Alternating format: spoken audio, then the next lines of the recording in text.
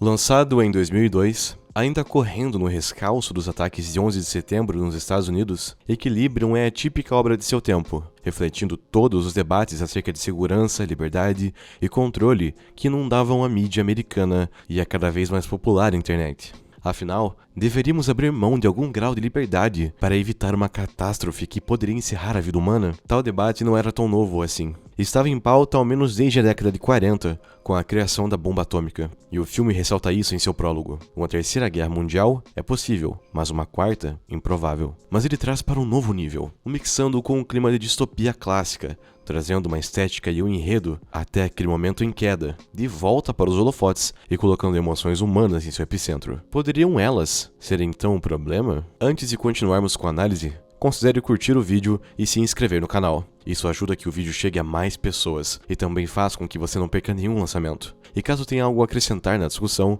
deixe aqui nos comentários. Mas agora, vamos para o vídeo. Em um mundo devastado por uma guerra catastrófica, aquilo que restou da humanidade teve que encontrar uma solução um tanto quanto radical para prevenir confrontos futuros: a suspensão de todas as emoções humanas. Utilizando uma droga chamada Prosium, as emoções são suprimidas através de doses diárias, tornando a agressão, o ódio e a inveja aparentemente impossíveis, mas ao mesmo tempo, o amor, a compaixão e a alegria. Aqueles que resistem ao uso do Prosium ou se envolvem com qualquer tipo de atividade subversa são caçados e completamente exterminados dessa sociedade. Para isso, existem os clérigos, uma espécie de força especial que consegue sentir emoções humanas por via de intuição, e através disso, caça qualquer um que tenta resistir ao controle dessa letargia coletiva. John Preston, o protagonista, é talvez o melhor clérigo que já existiu, mas sua fidelidade ao sistema começa a ser testada no momento em que ele precisa se voltar contra seu parceiro de longa data, o que o faz interromper o consumo de Prosium, trazendo à tona sentimentos há muito negligenciados, e também novas sensações, que o fazem questionar se o que estava fazendo como clérigo naquele mundo e se a repressão desses sentimentos era o caminho certo a se seguir, apesar do risco do ódio e de uma nova guerra eclodir com isso. Distopias, como gênero, têm sido uma ferramenta da ficção fundamental para explorar os piores cenários possíveis do desenvolvimento humano, tanto em vertentes políticas e tecnológicas, como também sociais e psicológicas. Essas obras frequentemente iluminam e refletem algumas das preocupações contemporâneas mais pertinentes, amplificando-as em futuros criativos e desoladores, repletos de pessimismo e angústia. Falando nelas,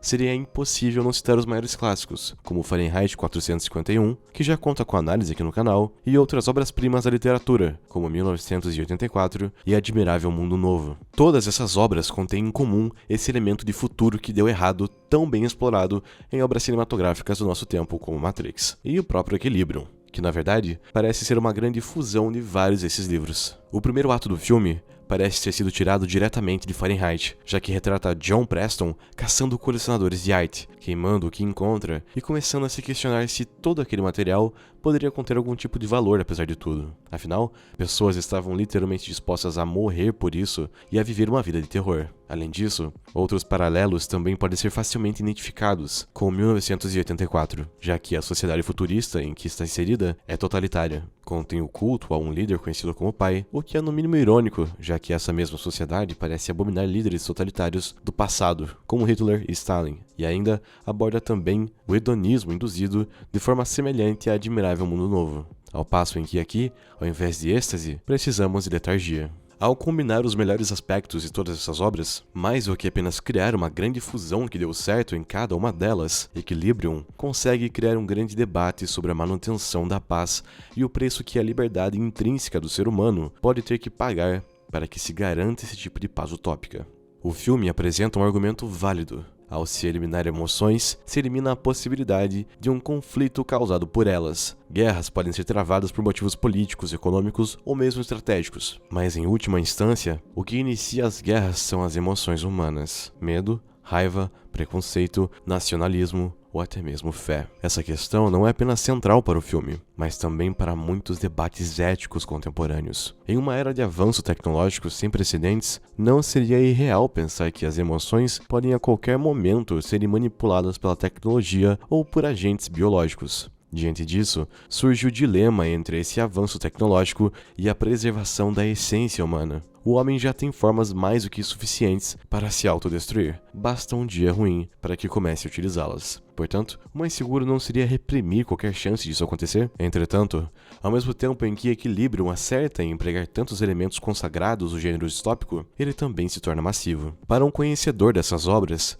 é fácil identificar os paralelos e, consequentemente, compreender que não há nada de original ali. Enfatizando, não se trata de um filme ruim ou um defeito propriamente dito, mas é inegável que a trama de Equilibrium é pouco criativa. No entanto, o mesmo não pode ser dito de sua coreografia. Essa sim, que conseguiu dar continuidade a uma tendência que havia se iniciado alguns anos antes com um clássico bem consagrado do cinema, Matrix. Ambas as obras revolucionaram o cinema de ação com suas coreografias de luta únicas. Em Matrix, conhecemos o Bullet Time, que permitia que os personagens se movessem em um tempo dilatado para desviar as balas e executar coreografias em uma velocidade que nossos olhos fossem capazes de perceber. Essa abordagem redefiniu toda a forma como se faziam lutas no cinema, estabelecendo um padrão para todas as produções futuras do gênero. Entretanto, Equilibrium vai além, apresentando o Gankata, um estilo de combate que funde armas de fogo com artes marciais, parecido com o que era feito no Bullet Time, mas sem dilatar o tempo, empregando movimentos tão naturais que o uso se torna desnecessário. Além disso,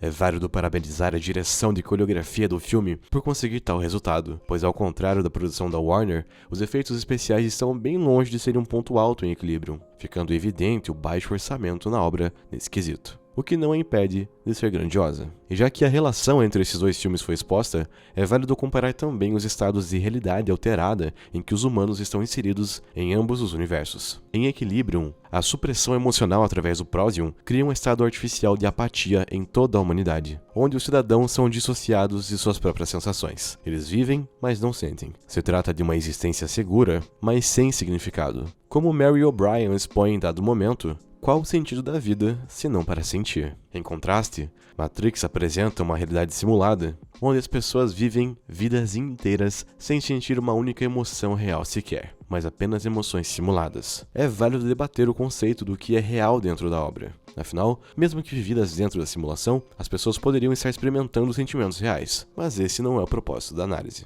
A verdadeira instância aqui é demonstrar como parece ser um tema recorrente em obras do gênero, essa coletivização do controle. Seja por parte do governo ou por via das máquinas, os humanos estão sempre muito próximos de serem controlados por um agente externo, e somente aqueles que têm controle de si e estão prontos para despertar para a realidade são capazes de contornar isso. E essa é justamente a questão. Muitas pessoas simplesmente não estão dispostas a engolir a verdade. Elas escolhem conscientemente pela pílula azul, porque ela é mais doce e, consequentemente, mais fácil de ser digerida. Equilibrium não é apenas uma adição valiosa ao gênero distópico, mas também serve como uma peça reflexiva sobre os desafios éticos e filosóficos da nossa época. Ao se entrelaçar com obras canônicas e abordar temas universais de controle, liberdade e realidade, o filme nos convida a refletir sobre o verdadeiro significado da humanidade. Em uma era de avanços tecnológicos e mudanças sociopolíticas, a questão permanece. O que estamos dispostos a sacrificar em nome do progresso e da paz? Onde traçamos a linha entre a segurança coletiva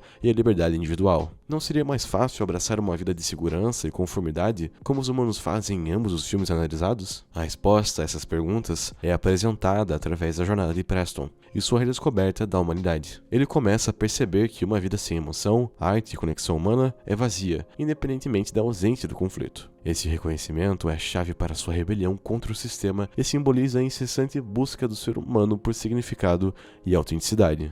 Em conclusão, Equilibrium nos desafia a confrontar as escolhas que fazemos como sociedade, questiona a verdadeira natureza da paz e o valor das emoções humanas. Em um mundo onde as fronteiras entre realidade e ficção, humanidade e tecnologia, e liberdade e segurança estão cada vez mais borradas, o filme nos lembra da importância de preservar o que nos torna fundamentalmente humanos. Ele destaca que a verdadeira equação, a ser equilibrada, não é apenas entre a ordem e o caos, mas entre existir e realmente viver. Se você gostou desse vídeo, considere curtir e se inscrever no canal. Assim você ajuda que ele chegue para mais pessoas e também não perde nenhum lançamento. E caso sinta que tem algo a acrescentar para a discussão, deixe aqui nos comentários a sua opinião sobre o filme e a análise. Mas lembre-se, sempre de maneira elegante.